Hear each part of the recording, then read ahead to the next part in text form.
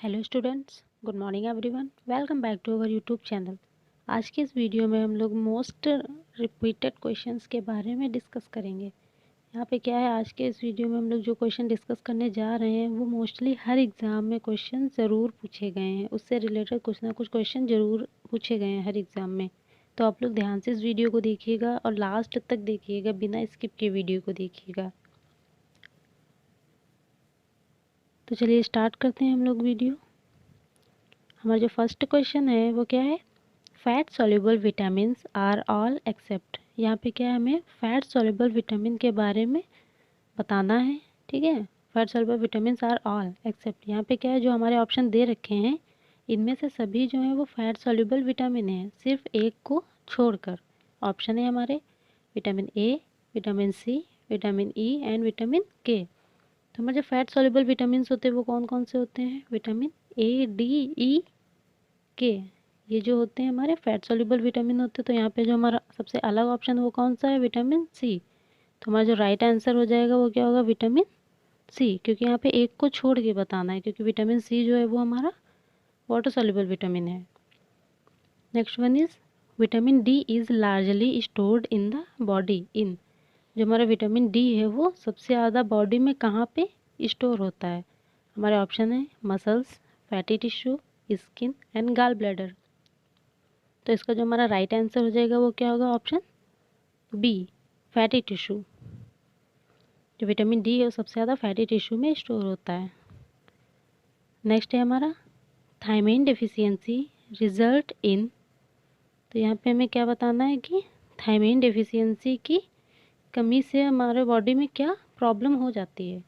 तो हमारे ऑप्शन है cardiac beriberi, infantile beriberi, peripheral neuritis and none of the above. तो हमारा जो राइट आंसर हो जाएगा वो क्या होगा, ऑप्शन ए हो जाएगा इसका, कार्डियक बेरीबेरी। हमारा जो थायमीन डिफिशियंसी क्या हो गया, मतलब विटामिन बी1 की जो डिफिशियंसी होती है, थायमीन का अदर नेम क्या होगा, विटामिन बी1 की कमी से कौन सी प्रॉब्लम हो जाती है, कार्डियक बेरीबेरी। नेक्स्ट है हमारा the clinical sign of riboflavin deficiency is. यहाँ पे क्या है, रेबोफ्लेविन डिफिशियंसी का जो क्लिनिकल साइन होगा वो क्या होगा। ऑप्शन है हमारे angular stomatitis, keratitis, pellagra and rickets. तो इसका जो हमारा राइट आंसर हो जाएगा वो क्या होगा, ऑप्शन ए, एंगुलर स्टोमाटाइटिस। एंगुलर स्टोमाटाइटिस क्या होता है, हमारा जो माउथ में ओपनिंग जो दोनों साइड कॉर्नर पे जो रहता है वहाँ पे इन्फ्लेमेशन हो जाता है, तो उसको हम लोग एंगुलर स्टोमाटाइटिस बोलते हैं। नेक्स्ट है हमारा केराटाइटिस। केराटाइटिस क्या होता है, केराटाइटिस जो हमारा होता है वो कॉर्नियल इन्फ्लेमेशन होता है, मतलब जो हमारी कॉर्निया होती है उसमें इन्फ्लेमेशन हो जाता है, तो उसको केराटाइटिस बोलते हैं। और जो पेलेग्रा रहता है वो क्या है, नियासिन की कमी से होता है, उसको पेलेग्रा बोलेंगे। नियासिन जो होता है हमारा विटामिन बी3 का अदर नेम होता है। एंड लास्ट है हमारा रिकेट्स। रिकेट्स सभी को पता होगा विटामिन डी की कमी से हो जाता है। ठीक है, नेक्स्ट है हमारा infection of the urinary bladder caused by E. coli is a type of bacteria found in GI tract is called।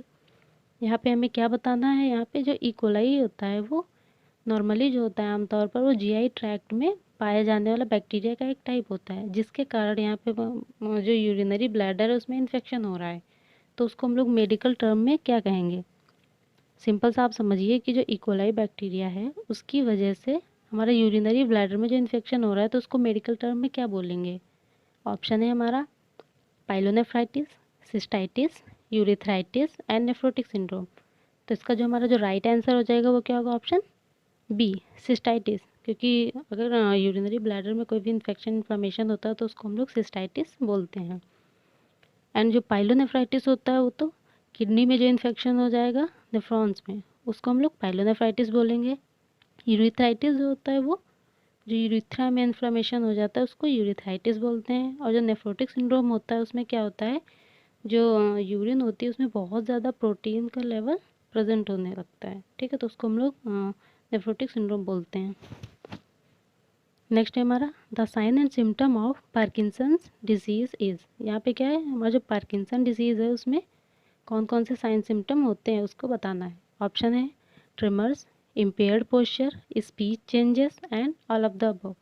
तो हमारा जो राइट आंसर हो जाएगा वो क्या होगा, option D, all of the above, क्योंकि ये सारे ही साइन पार्किंसन डिसीज़ में देखने को मिलते हैं। पार्किंसन डिसीज़ क्या होती है? एक सीएनएस डिसऑर्डर होता है, मतलब हमारा सेंट्रल नर्वस सिस्टम का डिसऑर्डर होता है जो कि मूवमेंट को अफेक्ट करता है मेनली। नेक्स्ट है हमारा question number 7, sign and symptom of asthma include all except. यहाँ पे क्या है? आस्थमा के सारे साइन सिम्टम दिए हुए हैं सिर्फ एक को छोड़ करके। तो इस वाले क्वेश्चन का जो राइट आंसर है वो आप लोग बताएंगे, और इसका जो आंसर है वो कमेंट बॉक्स में दिए हुए, नीचे दिए हुए कमेंट बॉक्स में आप आंसर करिए। देखते हैं कितने लोगों को इसका आंसर पता है। नेक्स्ट है हमारा a type of fracture in which one fragment of bone goes into another is called. यहाँ पे क्या बताना है? फ्रैक्चर का कौन सा टाइप है ये जिसमें जो एक बोन का फ्रैगमेंट, मतलब बोन का एक टुकड़ा जो होता है वो दूसरे साइड अंदर की तरफ धंस जाता है, तो उसको हम लोग क्या बोलते हैं? कौन से टाइप का फ्रैक्चर होगा? ऑप्शन है spiral fracture, transverse fracture, oblique fracture and impacted fracture. तो हमारा जो राइट आंसर हो जाएगा वो क्या होगा? Option D, impacted fracture. इस फ्रैक्चर में क्या रहता है? जो बोन का एक सेगमेंट जो एक तरफ का टुकड़ा होगा वो दूसरे साइड में धंस जाता है, तो उसको हम लोग बोलते हैं इम्पैक्टेड फ्रैक्चर। नेक्स्ट है हमारा patient with pernicious anaemia, the primary purpose of Schilling test is to determine. यहाँ पे क्या, एक पेशेंट है जिसको पर्नीशियस एनीमिया है, तो उसमें हम लोग शिलिंग टेस्ट करेंगे। तो यहाँ पे शिलिंग टेस्ट करने का जो मेन पर्पस होगा, किस चीज़ को डिटरमाइन करना होता है? ऑप्शन है intake of vitamin B12, absorption of vitamin B12, excretion of vitamin B12, none of the above. तो हमारा जो राइट आंसर हो जाएगा वो क्या होगा? Option B, absorption of vitamin B12।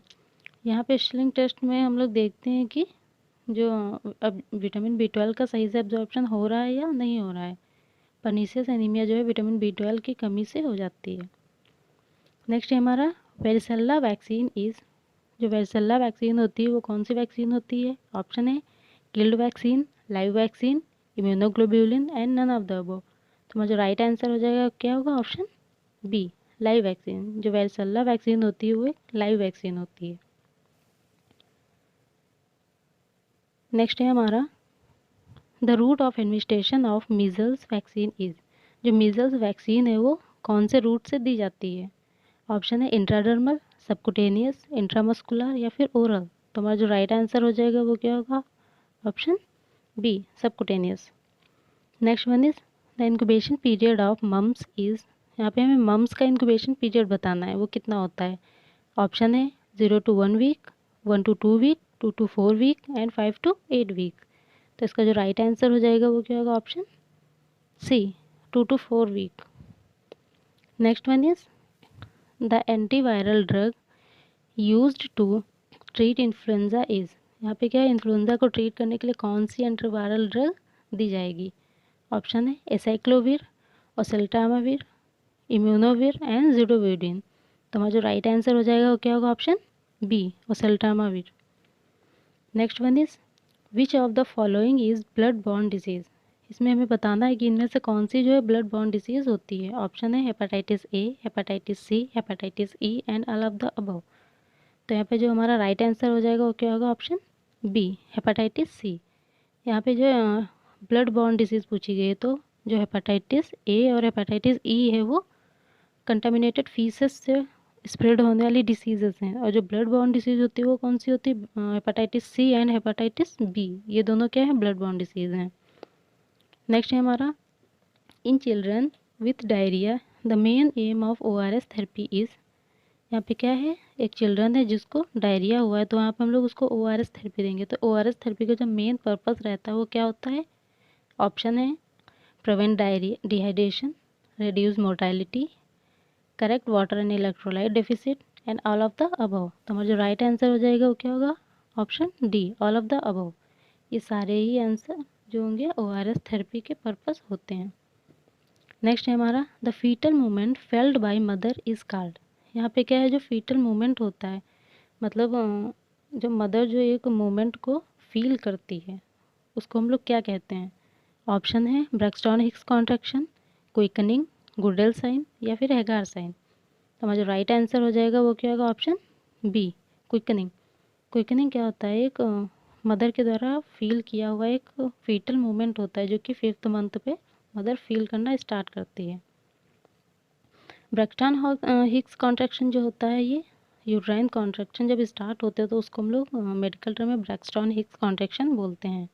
Goodell sign जो होता है, ये होता है जब प्रेगनेंसी के टाइम पे जब सर्विक्स जो सॉफ्ट हो जाती है उसको हम लोग गुडल साइन बोलते हैं। हेगार साइन में क्या होता है, प्रेगनेंसी के टाइम पे जब बेबी का यूट्रस में जब बेबी बढ़ रहा होता है तो उस टाइम पे क्या रहता है कि यूट्रस का जो आधा हिस्सा रहता है वो ऊपर की तरफ बढ़ता रहता है और आधा हिस्सा जो रहेगा वो पेल्विक कैविटी में ही रहता है, उसको हम लोग हेगार साइन बोलते हैं। मतलब फंडस का एरिया एक साइड बढ़ता रहता है ऊपर। नेक्स्ट है क्राउनिंग अकर्स इन। क्राउनिंग कब देखने को मिलती है?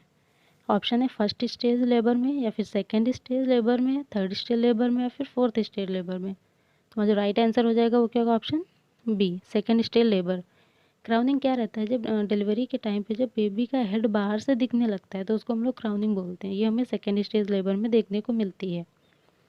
नेक्स्ट है any bleeding from genital tract before birth of baby is called.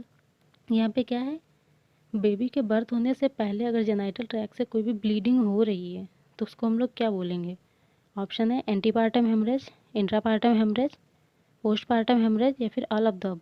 तो हमारा जो राइट आंसर हो जाएगा वो क्या होगा, option A, antepartum haemorrhage. Anti means पहले, यहाँ पे क्या है, बर्थ होने से पहले अगर होगी तो एंटीपार्टम हेमरेज कहेंगे।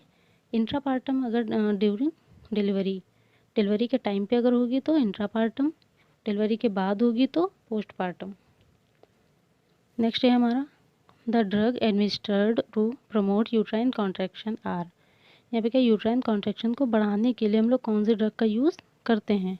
ऑप्शन है ऑक्सीटोसिन, एर्गोमेट्रिन, मिजोप्रोस्टोल एंड मिफेप्रिस्टोन। तो हमारा जो राइट आंसर हो जाएगा वो क्या होगा, ऑप्शन ए, ऑक्सीटोसिन। नेक्स्ट है हमारा ड्रग यूज्ड टू ट्रीट, यहाँ पे हो जाएगा drug used to treat hyperkalaemia. ठीक है, यहाँ पे हो जाएगा हाइपरकैलेमिया। हाइपरकैलेमिया में ट्रीट करने के लिए कौन सी ड्रग का यूज़ किया जाता है? हमारे ऑप्शन है atenolol, prednisolone, nitroglycerine and calcium gluconate. तो हमारा जो राइट आंसर हो जाएगा वो क्या होगा, ऑप्शन ए, एटिनोलोल। सॉरी, इसका आंसर होगा हमारा ऑप्शन डी, कैल्शियम ग्लूकोनेट। यहाँ पे थोड़ा मिसप्रिंट हो गया है। तो जो हमारा जो हाइपरकैलेमिया को ट्रीट करने के लिए ड्रग यूज़ करते हैं वो क्या होगा, calcium gluconate. Thank you for watching our video.